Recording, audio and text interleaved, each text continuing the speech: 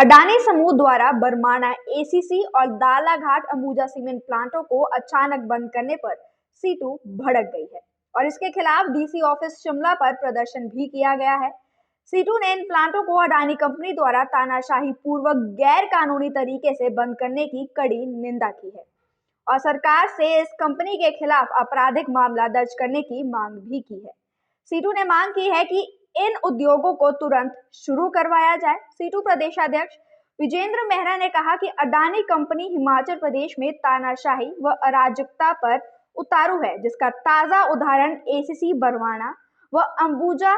दालाघाट cement प्लांटों को गैर कानूनी तरीके से बंद करना है। इससे प्रदेश के लगभग 2 लाख लोगों के जीवन पर प्रभाव पड़ना तय है। उन्होंने कहा कि यह सब केंद्र सरकार द्वारा लागू की जा रही नव उदारवादी नीतियों का परिणाम है,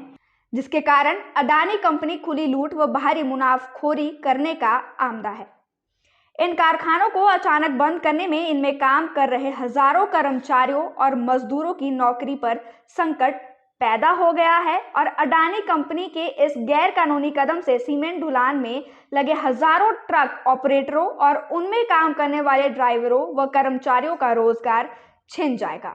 उन्होंने कहा कि इस घटनाक्रम से साफ हो गया है कि केंद्र सरकार ने अपने उद्योगपति मित्रों को यह छूट दे दी है कि वे बिना किसी पूर्व सूचना व नोटिस के ऐसा कदम उठा सकते हैं। उन्होंने अडानी समूह पर आरोप लगाया है कि उन्होंने फैक्ट्री एक्ट और आईडी एक्ट जैसे श्रम कानूनों की खुली उल्लंघना की है। इसके लिए उनके खिलाफ कार्रवाई की जानी चाहिए और इन कारखानों को पुनः चालू करने के लिए उचित कदम उठाए जाने चाहिए। उन्होंने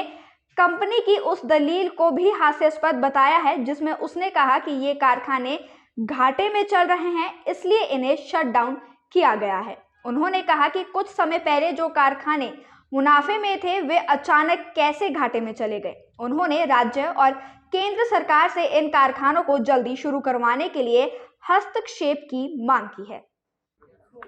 किस मुद्दे को लेकर सीटू राज्य कमेटी की ओर से ये प्रदर्शन जो बरमाना में एसीसी सीमेंट प्लांट है और दाड़दा घाट के अंदर जो अंबुजा का सीमेंट प्लांट है, आप सबको मालूम है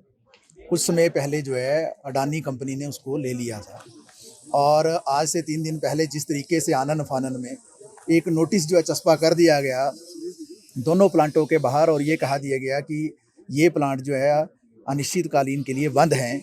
और जितने वहाँ मजदूर काम करते हैं, कर्मचारी काम करते हैं, ट्रांसपोर्टर हैं, ट्रांसपोर्टरों के पास ड्राइवर हैं, इस पूरे बिजनेस से जुड़े हुए जो परोक्ष रूप से दूसरे लोग हैं, ढाबा संचालक हैं, मैकेनिक लोग हैं, ये लगभग 50,000 के करीब लोग जो हैं सीधे रूप में इस अडानी के निर्णय से प्रभावित हो गए हैं। और अगर जो है एक परिवार में 4 लोगों को मानकर चला जाए तो लगभग 2 लाख लोग जो हैं उनके जीवन पर बुरा प्रभाव जो इस बात का पड़ा है। ये तानाशाही है किसी भी सभ्य समाज के अंदर और ख़ास तौर पर हमारे जैसे लोकतांत्रिक देश में इस तरीके की कार्यप्रणाली किसी भी कंपनी की नहीं हो सकती है। हमारे देश का एक कानून है औद्योगिक विवाद अधिनियम 1947 का, हमारे देश के अंदर फैक्ट्री एक्ट है जिसके अनुसार कोई भी उद्योगपति इस तरीके से किसी भी उद्योग को बंद नहीं कर सकता है। बाकायदा सरकार से उसकी इजाज़त लेनी पड़ती है, उसका कारण बताना पड़ता है और जब वो इजाज़त लेने की प्रक्रिया होती है उसमें जो प्रभावित पक्ष है उसको भी शामिल किया जाता है, उसके बाद ही कोई निर्णय होता है। लेकिन हमने देखा है कि किस तरीके से पिछले 8 वर्षों में ये अडानी कंपनी जो है, जो पहले 500 लोगों में भी नहीं थी, अमीर लोगों में पूरे दुनिया में, आज दूसरे नंबर पर ये पहुँच गए। किस तरीके से पूरे देश के एयरपोर्ट और सारा जो जितने सार्वजनिक क्षेत्र है उसको खरीदने की प्रक्रिया जो है अडानी कंपनी कर रही है, किस तरीके की लूटपाट जो इस कंपनी ने चला रखी है। तो तानाशाही पूर्वक तरीके से मजदूरों की आवाज़ को दबाने के लिए, जो ट्रांसपोर्टर है उनकी आवाज़ को दबाने के लिए, शोषण का शिकंजा बढ़ाने के लिए, अपना मुनाफा बढ़ाने के लिए ये काम कर रही है। आज से 1-2 महीना पहले इसकी शुरुआत हुई थी, जब जो वहाँ पर प्रभावित लोग थे, लैंड लूजर थे,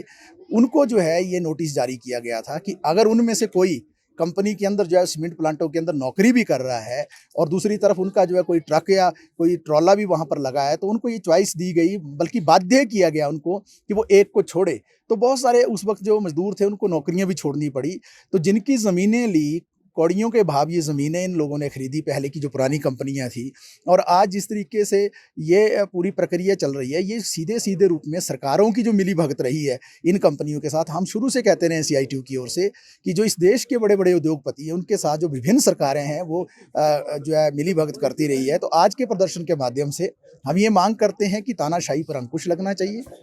शिमला से नीरज डोगरा की रिपोर्ट।